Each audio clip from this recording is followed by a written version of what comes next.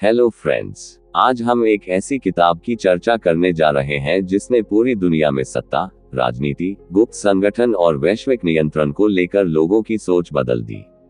इस किताब का नाम है द न्यू वर्ल्ड ऑर्डर, जिसे लिखा है राल्फ एपर्सन ने। यह किताब केवल एक राजनीतिक पुस्तक नहीं है, बल्कि यह एक चेतावनी है, एक ऐसा दृष्टिकोण जो ये समझाने की कोशिश करता है कि दुनिया कैसे धीरे धीरे एक गुप्त सत्ता के नियंत्रण में लाई जा रही है। न्यू वर्ल्ड ऑर्डर क्या है? लेखक के अनुसार न्यू वर्ल्ड ऑर्डर, नया विश्व व्यवस्था का अर्थ है एक ऐसी वैश्विक सरकार जहां देशों की सीमाएं, राष्ट्रीय संविधान और जनता की शक्ति धीरे धीरे समाप्त कर दी जाए। इस व्यवस्था में एक विश्व सरकार, एक विश्व मुद्रा, एक विश्व सेना और एक विश्व विचारधारा स्थापित करने की योजना बताई जाती है। इतिहास की जड़ें। एपर्सन बताते हैं कि न्यू वर्ल्ड ऑर्डर कोई नई सोच नहीं है, इसकी जड़ें बहुत पुरानी है।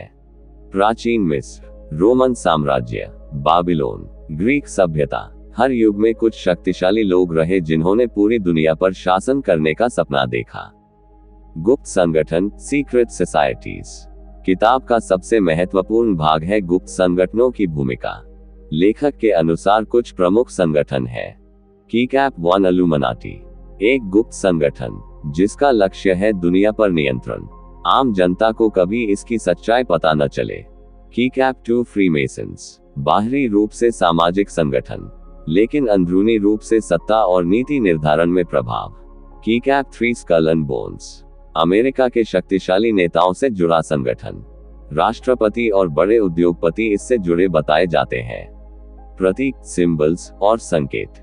किताब में कई प्रतीकों का जिक्र है, जैसे ऑल सीइंग आई, एक आंख, पिरामिड, ईगल। ये प्रतीक हमें अमेरिकी डॉलर, सरकारी इमारतों, स्मारकों पर दिखाई देते हैं। लेखक के अनुसार ये सिर्फ सजावट नहीं, बल्कि संदेश और चेतावनी है। पैसा और बैंकिंग सिस्टम। एपर्सन बताते हैं कि जो पैसे को नियंत्रित करता है वही दुनिया को नियंत्रित करता है। फेडरल रिजर्व, अमेरिका का केंद्रीय बैंक, लेकिन सरकार का नहीं, बल्कि निजी लोगों का नियंत्रण बताया गया है। लेखक का दावा है कि युद्ध, आर्थिक संकट, मंदी, सब कुछ जानबूझकर पैदा किया जाता है ताकि जनता कमजोर हो जाए।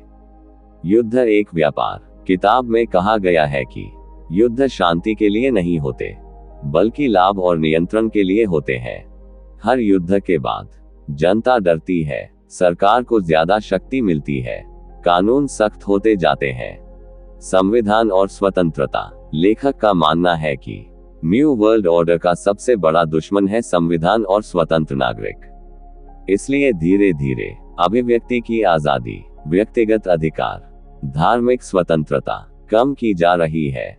मीडिया और शिक्षा।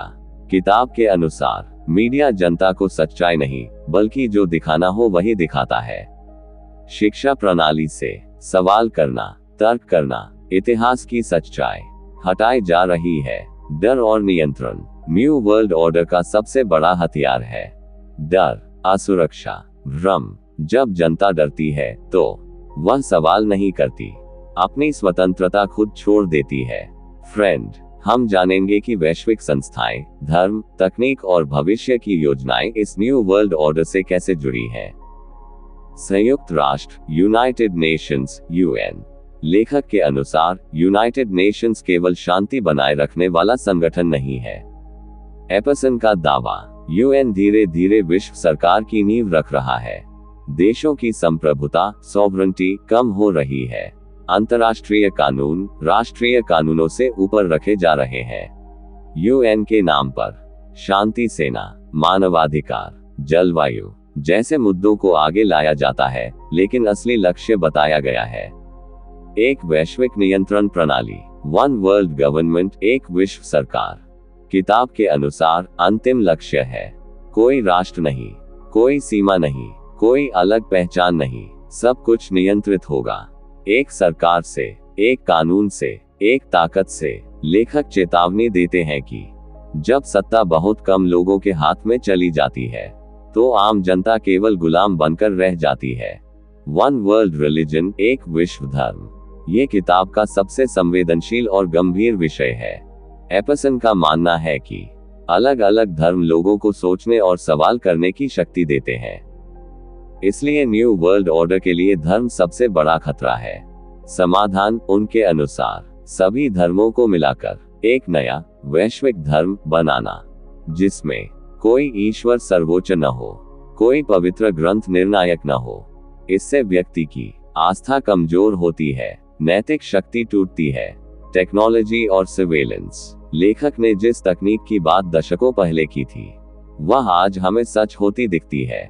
उदाहरण, सीसीटीवी कैमरे, मोबाइल ट्रैकिंग, डिजिटल पहचान, बायोमेट्रिक सिस्टम। किताब के अनुसार तकनीक सुविधा के नाम पर आती है, लेकिन अंत में निगरानी का हथियार बन जाती है।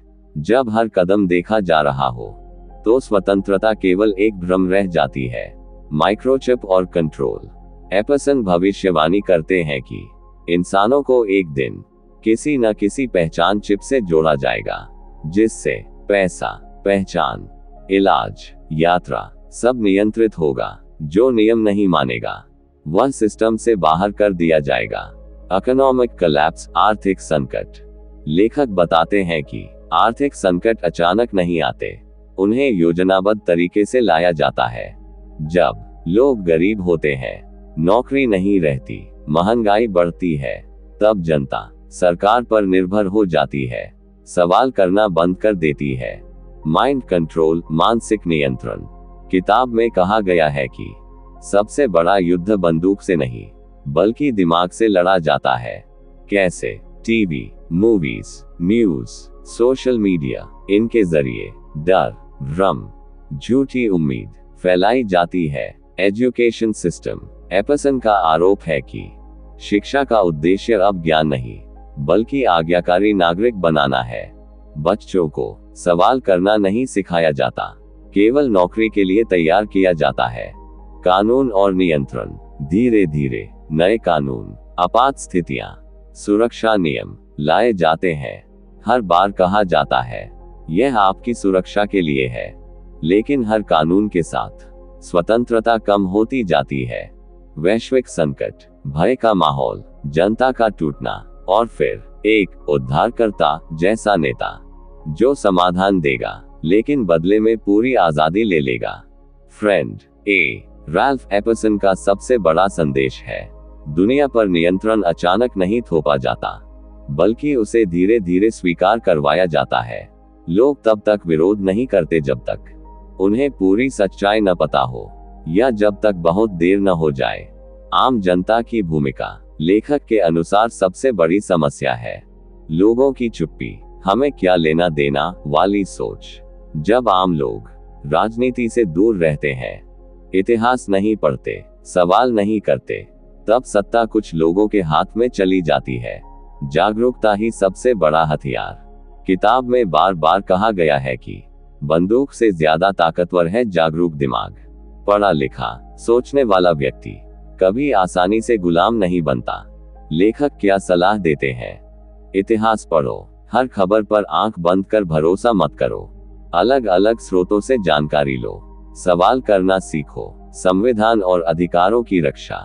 एपसन कहते हैं कि हर देश का संविधान जनता की ढाल होता है, लेकिन जब आपातकाल, सुरक्षा कानून, वैश्विक नियम के नाम पर संविधान को कमजोर किया जाता है, तब जनता को सतर्क रहना चाहिए। आस्था और नैतिकता। लेखक धर्म को किसी विशेष संप्रदाय से नहीं जोड़ते, बल्कि कहते हैं कि जिस इंसान के पास नैतिकता और आस्था होती है, उसे पूरी तरह नियंत्रित नहीं किया जा सकता।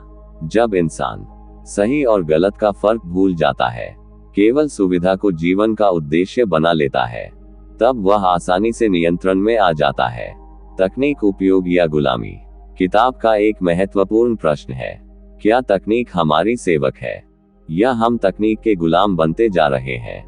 लेखक चेतावनी देते हैं, हर सुविधा की कीमत होती है, और वह कीमत अक्सर स्वतंत्रता होती है। डर के नाम पर कानून। जब भी कोई बड़ा संकट आता है, आतंक, महामारी, युद्ध, आर्थिक गिरावट, तब जनता डर जाती है और सरकारें कहती हैं, हमें थोड़ी आजादी दे दीजिए, हम आपको सुरक्षा देंगे, लेकिन दी गई आजादी अक्सर वापस नहीं मिलती।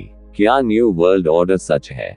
लेखक ये दावा नहीं करते कि हर बात 100% सच है, लेकिन वे ये जरूर कहते हैं कि इतिहास में बार बार कुछ ताकतों ने दुनिया पर नियंत्रण करने की कोशिश की है, और आज के हालात, वैश्वीकरण, तकनीकी निगरानी, आर्थिक निर्भरता इन प्रयासों को आसान बना रहे हैं।